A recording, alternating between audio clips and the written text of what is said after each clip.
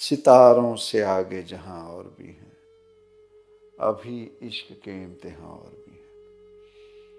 हमने कहा अगर आपको लगता है इन बातों से अगर फायदा हम करते हैं, बैठते हैं, चलो। पर याद रखना, आप ज्ञान मार्ग के हो, हम भक्ति मार्ग के हैं। हमारा और आपका रास्ता पैरेलल चलता है पर मर्ज नहीं होता है। आप 10 मिनट 15 मिनट और करो, आप आर्ग्यूमेंट में पड़ जाओगे, पर हम नहीं पड़ेंगे, क्योंकि आपके पास सवाल खत्म हो जाएंगे, उनके पास जवाब अथाह है। कुछ सीख सकते हो तो सीख जाओ, कुछ सीख ले सकते हो तो सीख ले लो। पर अगर आप नहीं ले सकते, किसी और के लिए अगर सीख बन सकती है तो जरूर करें। किसी गुरु घर में, किसी परिवार में अगर हमारा योगदान उस चीज को प्लस कर सकता तो जरूर किया, जरूर करें। कारण लेखा रब मंगेसिया, कि लेखा रब ने मंगना है। लेखा रब मंगेसिया, तू आयो केड़े काम ले आया सी, केड़े काम ले। लेखा रब मंगेसिया, जो तन लागे सो तन जाने, और क्या जाने, पीड़ पराई। हिंदी में सत्संग करा रहे सिर्फ एक सेवक को जोड़ने के लिए। इतनी मेहनत लगती है गुरु घर की एक सेवक जोड़ने के लिए। अब कैलकुलेशन करें, हमारी बदौलत कितने सेवक टूटे। क्या हमारा रोल है किसी सेवक को तोड़ने में? जो तन लागे सो तन जाने, इतना मुश्किल है। शुरुआत करनी जीवन में। कोई जज नहीं बैठा यहां पे, कोई जज नहीं। भगवान ने हमें खुद शक्ति दी है खुद के जज बनने की, खुद के भगवान बनने की। बात है भगवान मानने की, बात है यकीन की। हाँ, हर जीव अपना भगवान बन सकता है, हर जीव अपना जज बन सकता है, बशर्ते खुद के लिए निष्काम भावना से जजमेंट करे। अगर खुद के लिए अगर कसूर है तो ना किसी को बताए, खुद जज है, खुद को सजा दे, खुद को सजा दे। भगवान का इंसाफ उससे भी ऊंचा। आम जज का इंसाफ और भगवान का इंसाफ, इतना फर्क है।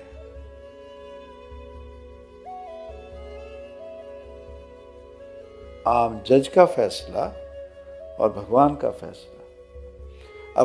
हमने अगर जज बनना है तो जज जितनी ताकत रखें फैसला करने की। अगर हमने भगवान बनना है तो फिर एवड ऊंचा होवे कोई, भगवान जितना फैसला करने की क्षमता हो, हिम्मत हो। पर सच, हर जीव अपना जज, अपना रब बन सकता है और बनना चाहिए, बनना चाहिए। जीवन में टारगेट क्या है? जीवन में हमारा आइडल कौन है? डिपेंड वो करता है, डिपेंड वो करता है। गायकी अगर करनी है तो आइडल बनाया किसे? हाँ, अगर कोई कहे मेरे आइडल मोहम्मद रफी साहब हैं, तो पता लगता है इसका टेस्ट कैसा है, इसने अपना रब कितना बड़ा, आइडल कितना बड़ा बनाया है। सच में इसमें हिम्मत है। फिर सिर्फ कहने से नहीं आइडल, फिर उसकी गायकी में मोहम्मद रफी साहब का आवाज भी हो, आभास भी हो। मुशायरा करना, कवाली गानी है तो कोई कह दे कि फतेह अली साहब मेरे मुर्शद हैं, तो पता लगता टेस्ट। पर सिर्फ कहने से नहीं, पहले टेस्ट कितना ज्यादा, कितना ऊंचा है। फिर जितना बड़ा टेस्ट, जितनी बड़ी डिमांड, उतना उसकी कीमत भी, उतनी उस चीज की कीमत भी। अगर कोई कहे हमने सादी सी गाड़ी ली तो सादी सी पेमेंट बनेगी, या अगर पेमेंट नहीं लिए, कैश पे लिया, उतनी पेमेंट दी। अब हमने लेनी है कोई स्टैंडर्ड कार, पॉकेट से मूल्य भी जाएगा। उसकी इंस्टॉलमेंट अगर बनाएंगे तो इंस्टॉलमेंट भी जाएगी।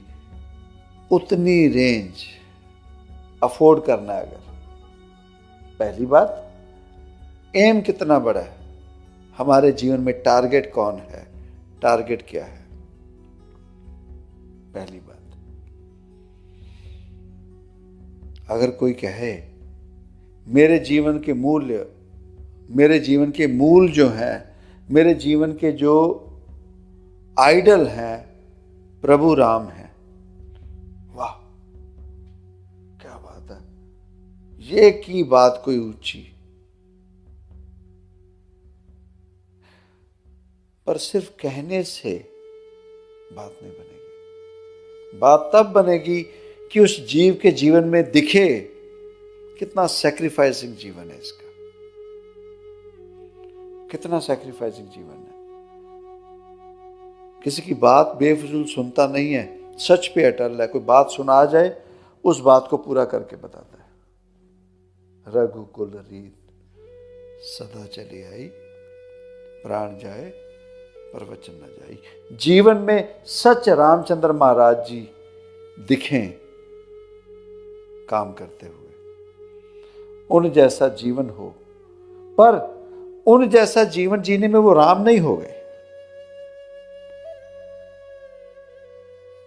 उन जैसा जीवन जीने में राम नहीं हो गए, पर उनकी छवि दिखने लग गई, सच्चाई दिखने लग गई।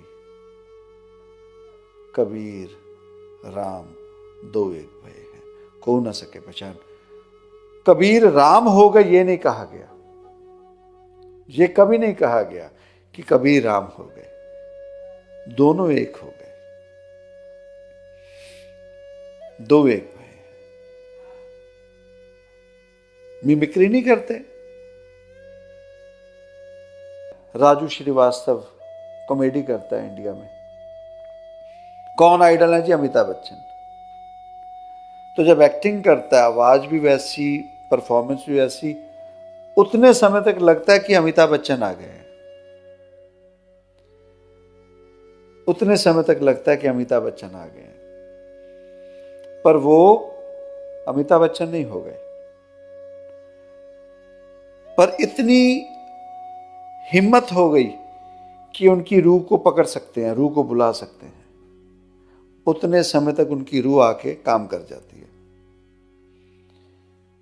ये मिमिक्री करना क्या है? मिमिक करना क्या है? उतने समय तक उस रूह को अपने कब्जे में लेके उससे काम करवाना। और क्या अर्जोई क्या होती है? जन की अरदास व्यर्थ ही न जाए। अरदास, अर्जोई होती कैसी है? इतना ध्यान कर लिया, इतना ध्यान कर लिया कि उस जीव तक पहुंचे, अर्जोई की और उससे काम करवा लिया। जो भी रब है, इसी को तो अरदास कहते हैं। हमें अरदास क्या होता है? गए चल, किसको की, किसका ध्यान किया, किससे बात की, कुछ नहीं पता।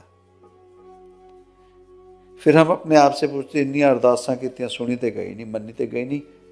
कभी जानने की कोशिश की कि अरदास पहुंची वहां तक? कभी जानने की कोशिश की हमने अरदास की किसको? सिर्फ मंदिर गुरुद्वारे डेरे में आके अरदास करने से बात नहीं बनती। जन की अरदास व्यर्थ ही न जाए। द्रौपदी ने कहां जाके मंदिर में अरदास की थी? साक्षात कृष्ण को सामने खड़ा किया, साक्षात खड़ा किया। देखो हनुमान जी, वो समा कि रामचंद्र महाराज जी धनुष्य बाण उसके सामने ले खड़े, कहते हनुमान आओ हमारे साथ युद्ध करो। कहते प्रभु आपसे युद्ध कैसे करें? कहते फिर हमारे रास्ते से हट जाओ।